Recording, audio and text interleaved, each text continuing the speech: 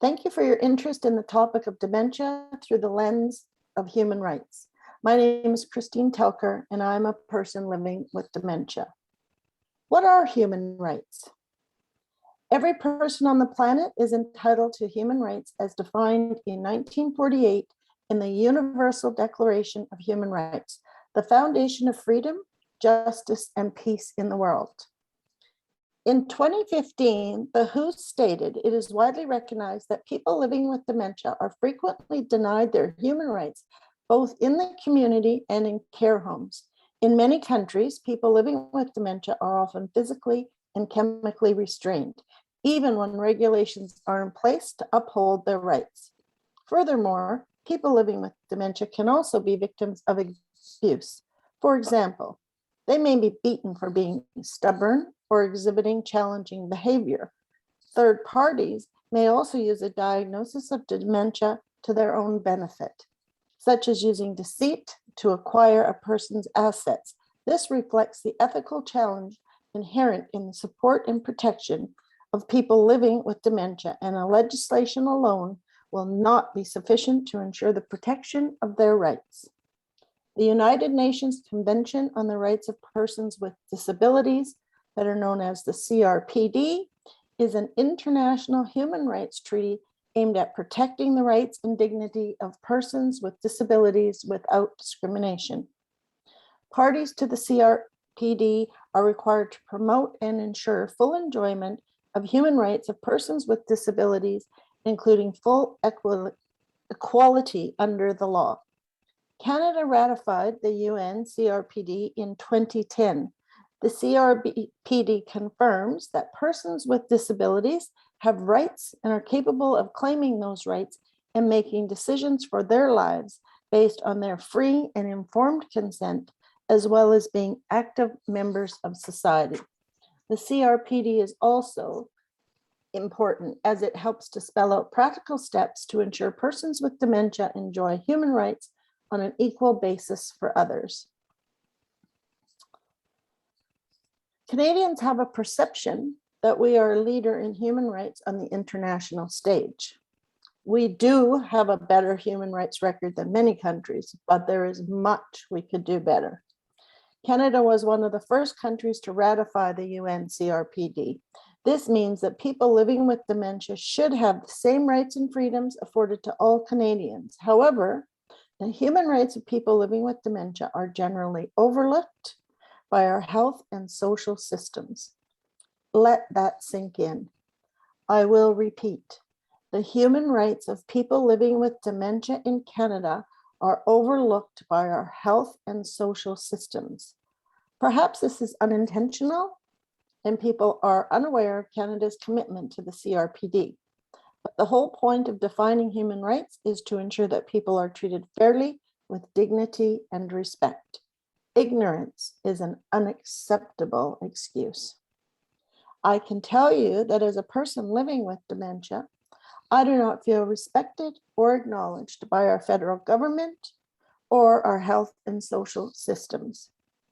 And even though our national dementia strategy emphasizes the importance of a person-centered approach that focuses on respecting, preserving an individual's rights, autonomy, and dignity in alignment with Canada's domestic and international human rights commitments, the lack of funding and resource allocations for people impacted by dementia, and the absence of dementia in any of the Prime Minister's mandate letters are an indication that dementia is not a priority of this government or this country.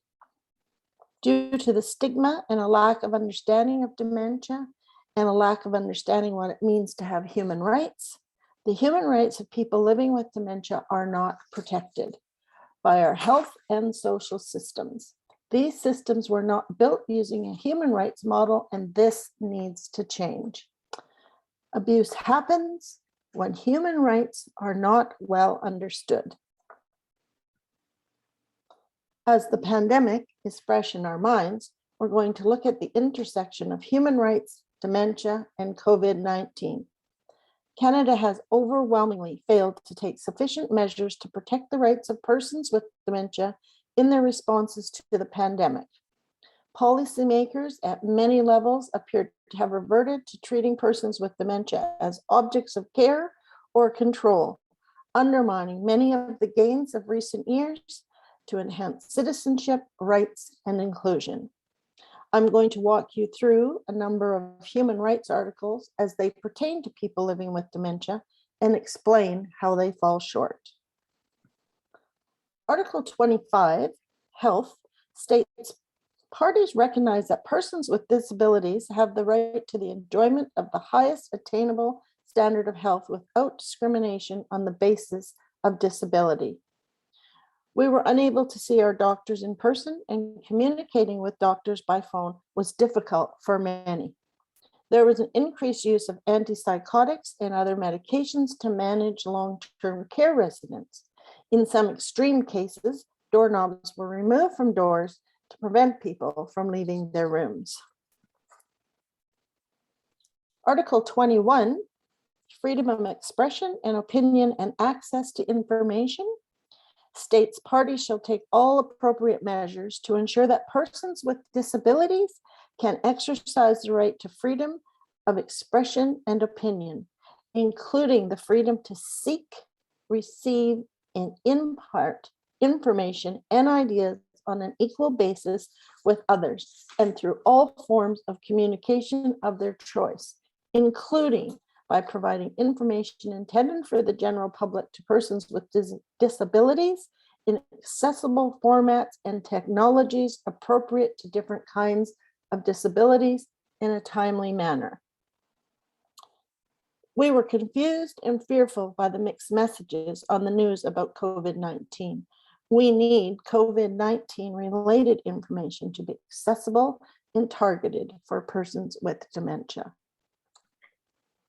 Article 19, living independently and being included in the community, states parties to the present convention recognize the equal rights of all persons with disabilities to live in the community with choices equal to others, and shall take effective and appropriate measures to facilitate full enjoyment by persons with disabilities of this right and their full inclusion and participation in the community, including by ensuring that persons with disabilities have access to a range of in-home residential assistance and other community support services, including personal assistance necessary to support living and inclusion in the community and to prevent isolation and segregation from the community.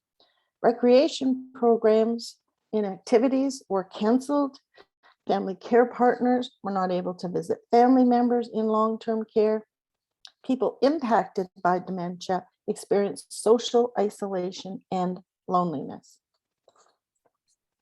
Awareness rising, states parties undertake to adopt immediate, effective, and appropriate measures to raise awareness throughout society, including at the family level, regarding persons with disabilities and to foster respect for the rights and dignities of persons with disabilities. The lack of awareness is a challenge that has slowed down the implementation of the CRPD in Canada. It is important to recall that when Canada ratified the CRPD, the state undertook the obligation of disseminating the content of the CRPD among the public and training public officials about it. We need to better educate the community in order to destigmatize dementia. We want to see our politicians take action to better the lives of persons with dementia and their care partners, especially during COVID-19. The CRPD has served as the major catalyst in the global movement towards viewing persons with disabilities as full and equal members of society. Human rights are not an add-on when it's convenient. Everything that we say and do should be viewed through the lens of human rights. I challenge you to not make this just another conference where we talk about what the issue is and how to solve it.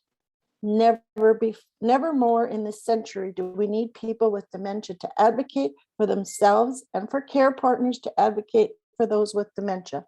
by creating a political will using advocacy tools to strike down the many current models of care that have regressed to not ensuring our human rights are met.